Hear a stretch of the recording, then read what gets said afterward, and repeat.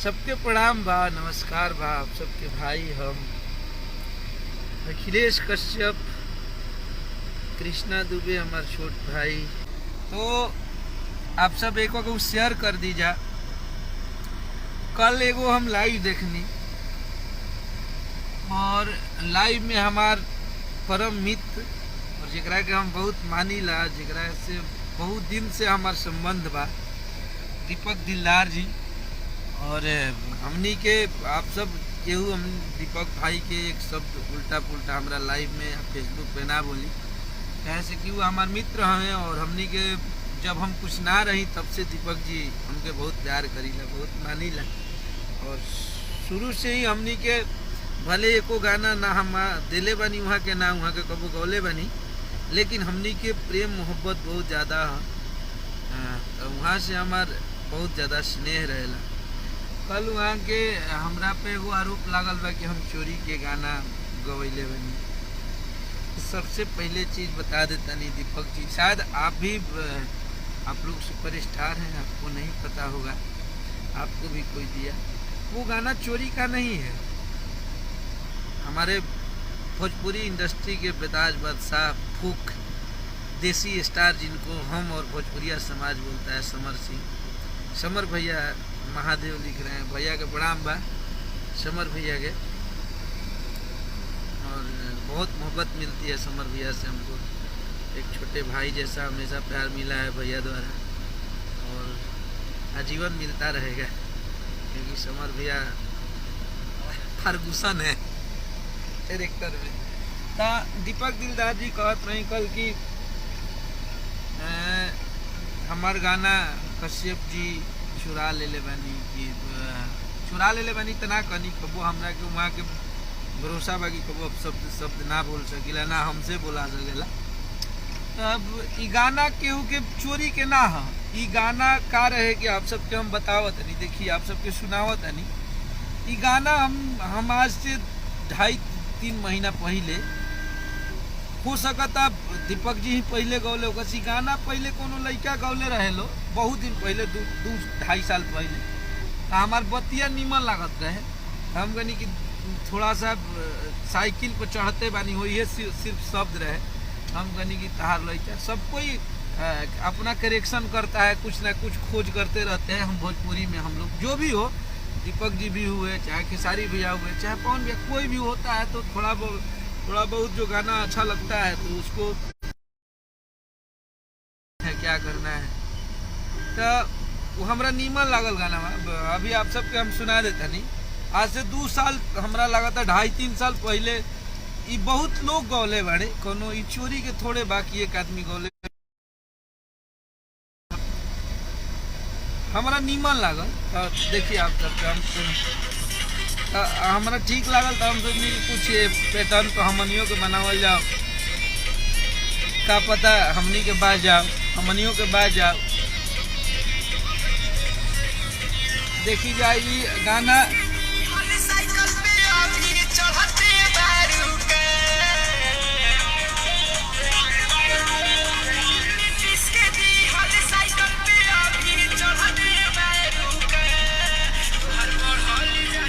ई गाना रहे। तो हमनी के कुछ एकरा में चेंज करी जा कि मिलल स्कूलिया साइकिल पर हम चढ़ते बानी हो, आ तार लड़का हो गई हम पढ़ते बानी हो। सब कोई अपन अपन गौले रहे। तो एकरा में चोरी के आरोप का लगावे के बा केहू पर कि केहू चोरी करता, कि चोरा ले बाड़े लोग। आप अपने से खुद करेक्शन कीजिए। तो दीपक भाई, सबसे बड़ा चीज़ बा कि हम आंगज के बड़ी हलुक हई, केहू हमरा पर चोरी के आरोप लाग जाला, का करब ओकरा के लेके आजीवन अब झेले के बा। कैसे कि सबसे ज़्यादा गीत अगर अभी बाजल बा 1.5 साल में, तो हमारे बाजल बा, तो जाहिर सी बात बा अगर ज़्यादा बाजी तो विरोध भी बहुत ज़्यादा हुई। तो उससे परेशान हमरा नहीं होके के। और सबसे बड़ा चीज़ बा कि चोरी के तक अब केहू के गाने हम ना आज तक केहू के, हाँ ये भइल बा कि हमार गाना 2 लोग गा दिले बाड़न, तो या लोग कहे लगलन, कहे से कि हम खुद ही स्वाभिमानी आदमी है और वो हमारे लहंगा लखनऊ के मेरी भाई रहे। तो लोग कहे लगलन ऐसा नहीं है कि अखिलेश कश्यप को कभी गाना लिखने के लिए चोरी करना पड़ेगा, क्योंकि कश्यप गीत लिखने में अव्वल है, ये आप जानते हैं दीपक जी, आपको बताने की ज़रूरत नहीं है, क्योंकि आपसे बातें जब होती है तो हम लोग 2-2 घंटा बात करते हैं। हमरा नहीं लागत कि हमरा एक और प्रमाण आपके देवे के पड़ी कि हमारा हम गीत चोराओ तो कहो, काहे कि जब हमनी के बतियाई नहीं तो खाली 2-2 घंटा 2.5 घंटा कान दर्द देवे लगल, हमनी के गीते गवने के बात बतियाई ले जाए। तब ये चोरी के गाना ना हो। और सबसे बड़ा चीज बा भोजपुरी में कि बिना जानले बिना बुझले केहू के गाड़ी ना देवे के चाहिए, वो चाहे केहू होके। फिर दीपक जी के एगो बात कल हमरा बड़ी बुरा लागल, सब कुछ बात तो हमरा निमन लागल, बहुत अच्छा वहाँ के एगो संतुलित बात और एगो मर्यादित बात जो होला दीपक जी बोलनी, कल हम वहाँ के लाइव देखली। लेकिन कहनी कि बंगलिनिया वाला गाना तो भी चुरा के आप लोग, बंगलिनिया में हम लोग क्या, उसमें शिल्पी जी का जो मैटर है वो बिल्कुल अलग है, हम लोग का मैटर जो है वो बिल्कुल अलग है। हाँ, तो उसमें चुराने की क्या बात है। आप भी तो रतिया कहाँ बीतैल ना, आप भी गाए थे, समर भैया भी पहले गाए थे, उसके बाद आप भी गाए, सब लोग गाया, खेसारी भैया सब लोग का था, समर भैया एक गीत के सब लोग वहू घड़ी चलल रहे। तो जौन वायरल चीज बा ओकरा में चोरी के का बात बा।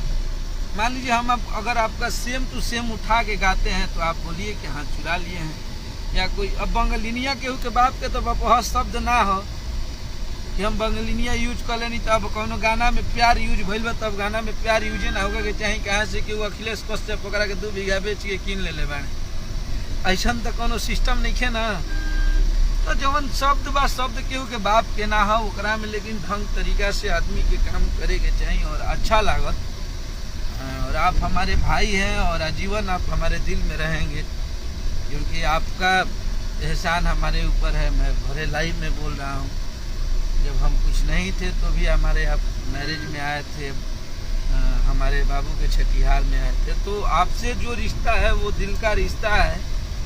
और मुझे नहीं लगता है कि वो रिश्ता कभी हम दोनों के गाने बजाने से कभी ख़त्म होने वाले हैं। हमनी के ऐसे ही बहुत ज़्यादा लगाव है। तो सब कोई गावो, सब कोई मेहनत करो, अच्छा लागता, सब कोई अपन अपन काम करता।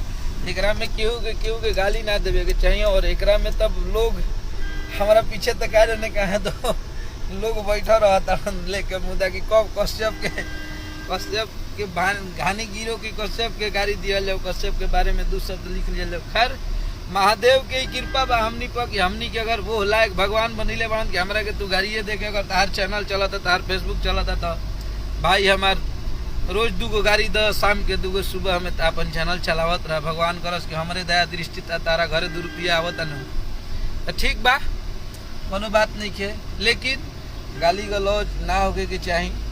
और ई गाना में हमरा साथे हमनी के बक्सर जिला के एगो बड़ भाई जो कि मुखड़ा उहे के लेके आयल रही, अभय सम्राट जी, वहाँ के भी लिखले बनी, तो वहाँ के भी आपसे आशीर्वाद प्यार दी जाए और आदि शक्ति फिल्म के भी दी जाए। आप सबसे यह भरोसा बा, आप सबसे यह आशा बा कि केहू के गाली देवे से पहले सोच लेवे के चाहिए। और सबसे बड़ा बात बा खेसारी भैया के, तो वो एक ऐसी इंसान है, लोग तो देखते रहते हैं साथ में, उनका भी कहाँ ऐसा वक्त बा कि वो आप यूट्यूब पर अगर कोनो राइटर देता नहीं तो गाना चोरी क्या कि क्या देखस। और हमनी के भोजपुरी के वहाँ के अभी जो भी बाशान बानी, हमनी के अगर भोजपुरी बहुत तेज़ी से आगे बढ़ती है तो सबसे बड़ा योगदान उसमें खेसारी लाल यादव का है, इसमें हम कोई शक नहीं कर सकते। तो आप सब ऐसे ही बात प्यार देते रहिए अपना भाई के। चलिए आप सबसे फिर मिलल जाए, तब तक के लिए घर में रहिए, सेफ रहिए। जय हिंद, जय भारत।